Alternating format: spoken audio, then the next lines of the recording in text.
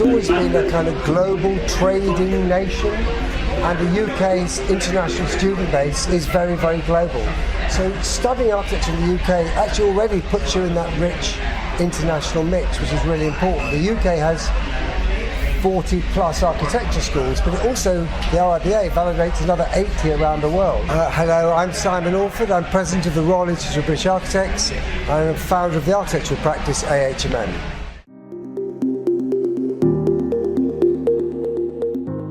So it's this idea of local and global and knowledge kind of being bounced around from student to student as well as from teacher to student. This made the UK a really powerful breeding ground for architects who then either work here or go off and work around the world but connect back to the UK. That's created a long-term engagement with the world that I think has made UK a very kind of powerful breeding ground for architecture. I grew up in a world of architecture. My father was an architect. All his friends were architects. I wanted to be a footballer, but my knee and my drinking put an end to that. So when I was 17, I decided to become an architect. I've never been inspired by a single building. I've actually been inspired by just looking around. And one of the best things about being an architect is you are always learning. Wherever you are, you're looking at people, how they're using spaces, how they're engaging with buildings. Construction, as an industry in the whole, is responsible for 38% of the world's carbon. That's not a boast, it's a sad reality. The RIBA is a long-standing global institute, almost 200 years old, with members around the world as well as in the UK. And we recently established the RIBA 2030 Challenge, which is a process we've set up for our members to engage the rest of the construction industry in driving down carbon. That's embodied carbon and operational carbon. It is a huge task and ask for all of us to get there within the 8 years that we've got left to achieve the Paris targets.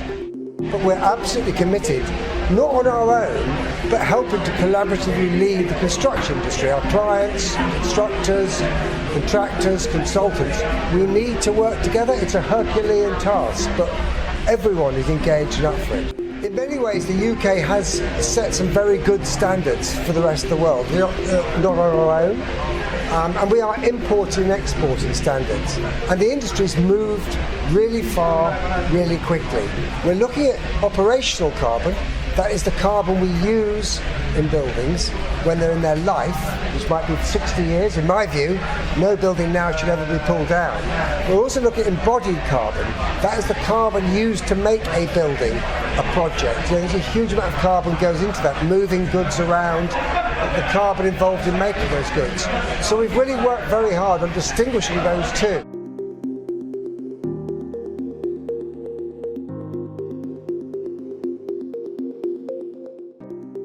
The government needs to do more, and is doing more, but needs to do more to raise regulatory standards to create a level playing field. So we really are on a, as I said, it's super tough, but there's a real commitment to get there. But it will require everyone working together to do so.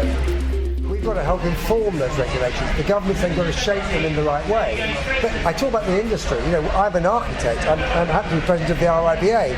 But we aren't the makers of the goods that go into the buildings. We are not the people who travel to work on those building sites. So we need to look much, much more widely. And that therefore involves everyone. And of course, we need to champion it to our clients who are paying for these buildings. They need to understand that. But the way the world's moving is if you build a building now that isn't net zero, then people are probably going to look away from it and choose to live, work or play somewhere else. So that's a kind of crucial tipping point. I think it's a post-COVID tipping point. People have had a shock. We've all had a terrible shock to our system. And there are other shocks going on around the world now. But that post-COVID means people came back and they had time to sort of reflect. And so the rate of change has been very encouraging. Because again, I said, we need to keep going. This is a massive undertaking.